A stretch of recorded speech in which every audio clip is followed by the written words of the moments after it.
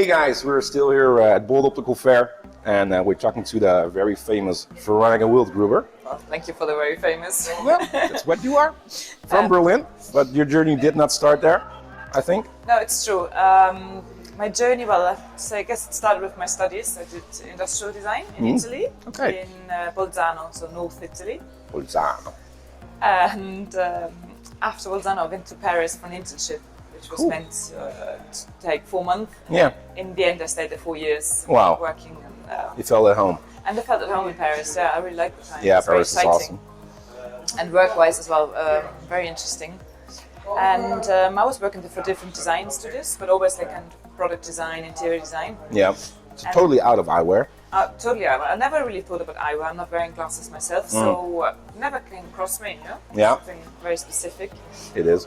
And then, more by accident, I met Jacques Durand at the time. Who was at the Mikli studio still.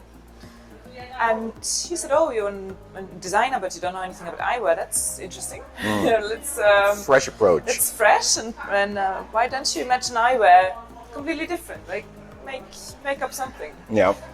And I was like, "Oh, all right." Yeah. Good. And you did very well because you won the Silver Door with that. So yeah, basically, it was really kind of the first idea I tried out with like cardboard, bending it somehow. Did some I can guarantee you that no eyewear designer does that, so that's a unique approach. Well, I had no idea, so maybe that was an advantage, you know. Maybe, yeah, I guess. And and basically with the prototyper he was working with at the time, we did prototypes in a limited series of these frames and presented it to Silmo in 2010. So that was my start into eyewear, I guess. And out of nothing, this frame got the Silmo d'Or Special Jury Prize, which was created that year. I sometimes wonder if it was that's very prestigious, for this frame, I don't know. But it was fun because at the moment I didn't know what it is, what the Silmo really is. I didn't have a brand, right? It was more like a collaboration, Veronika Wildgruber. So I wasn't even sure if I wanted to do eyewear for a living or for a career. So it is a fun project. It was more a fun project. It was an occasion which I wanted to take, you know. Yeah. So, and then of course, I mean, this effect or this prize and all this, it kind of influenced me in the way of thinking, well, maybe then I should keep on doing eyewear. This is quite nice feedback. But for yourself. Yeah. But then I thought, well, kind of I want to do it for myself. I don't want to freelance for others. I want to have a brand then. And you can put all your own creativity and soul into it. So I pushed it a bit. And at the time as well, because my brand is named like my name, but it was more like, it was all going so quick. And I thought, well, what could I name it? And I didn't have like the idea of a brand name. So they are called like I am because I thought this is the most natural thing. Well, Veronika Wildgruber has a nice swing to it. It's funny because I think internationally it works quite well. Yeah. Because it is a bit of a long name. My name is Maarten Weidema. That does not work for a brand name, I can tell you. That's what you think. You know? I thought the same with my name. Yeah, it's cool. So show us some of your stuff.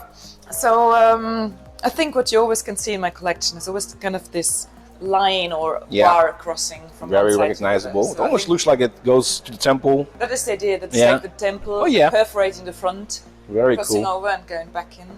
So I think this is the most obvious, most extreme frame I have. Yeah, but also very iconic. What I know from Veronika Wildgruber. I started with a very iconic piece, and I do a lot with play with surfaces, matte, shiny, to underline the effect of having like two different parts or two different layers, or having two different perspectives. I play a lot with volume, shape, with material, and with color, and with like the matte and shiny.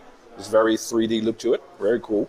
I think what I like is adding this 3D, third dimension to like a kind of 2D object. Exactly. So, but it's like it's because the word 3D has a little bit negative feel to it lately because of the printing stuff. But this is one block of acetate, right? Like a depth, like a third dimension. Exactly. Less than 3D printing. It's like getting out more. I guess more layers in like. Very nicely done. And sometimes, I do this more like extreme and bold, and then sometimes I do this more subtle. So there's still like two layers. There's this kind of bar, but it's a simple frame, but having a matte and a shiny effect. Of course, I have this in monocolor as well, so that's all another effect. This is a stronger combination of colors, I would say. Yep. So and I think I always grab up this idea of having a line, or I take my basically to do something new. I take my drawings and then evolve them, push them further. So here as well, there was like a previous frame to this in like the design history. So I had like this line cutting through and having like the lens continued in the acetate. Yeah. And then further, like afterwards, this really became like a bar or something haptic. So it's kind of I would say a design evolution, my collection, and somehow helps me as well of staying cohesive to my idea, and it helps me as well. I don't have to like. The frame is still very recognizable, like the Veronika Wildgruber signature there. Very cool. I think it's a good frame for you, Martin. Yeah. Good.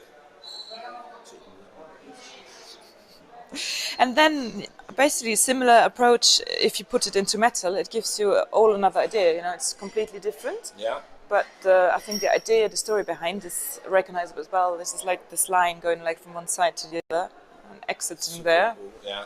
So, but yeah, on like this flat material, it gives something completely different.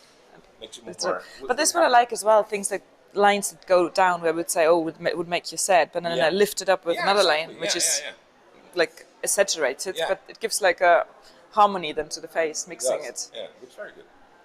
And that's why I always push people to try them on, because sometimes they look extremer, like on the table or in the tray, but once put on, even on you, they look, you could open. And because I don't want it to be too. I don't want to put a mask on somebody's face. I want it to be still quite wearable, because it is special. It is a bit bold. Yeah. But I want it to be comfortable on the face. Yeah. You know? Very cool. Hey, and so you're an industrial designer. Yes. And now doing eyewear. So do you miss the industrial part, or do you still do that every now and then? Well, basically, I'm still doing it. So I'm still working a lot in other design fields. I'm doing a lot of pattern design. I work this as well, now since like almost 9 years. I'm working for the French luxury brand Hermès. Okay. Pretty sophisticated. And it's a very nice collaboration, I have to say. Yeah, I can imagine. And it's I guess it's enriching my eyewear and vice versa. So you're getting inspired from different. I think it's important. For me, it's important not being only on eyewear. I think I would get a bit nuts. So it kind of helps me staying open, and even if there's a moment where I feel like I'm a bit overkill of eyewear after fairs sometimes, I'm just like for a couple of days concentrating on something else, and I come back. You know? Sure, yeah. So you got one more frame? Oh yeah, I've got one last frame, which is really like the material. I don't know how well you can see it. It's basically like a transparent color, but depending on the light, it becomes a very pink, like very strong effect. So it's super cool. It's a material I exclusively developed. Yeah, okay. And I have to say, it's a bit of I have a crush on that material. I like it having this kind of transparent with something, or a pink, but like a soft pink, and something a bit miracle about it. So I like it. I like the milled part here, where you make it a little bit more cat eye. So it's a little bit of a cat's eye, but then not really, or a mix, I guess. Combo, very cool. And if it's again, this is impossible. Yeah. And I think there's something mystical about this color, and I like that. Yeah, it's very cool. Well, you did a great job, Veronika. Oh, thank you so much. Thanks for all your talk. See you soon. You too. Bye.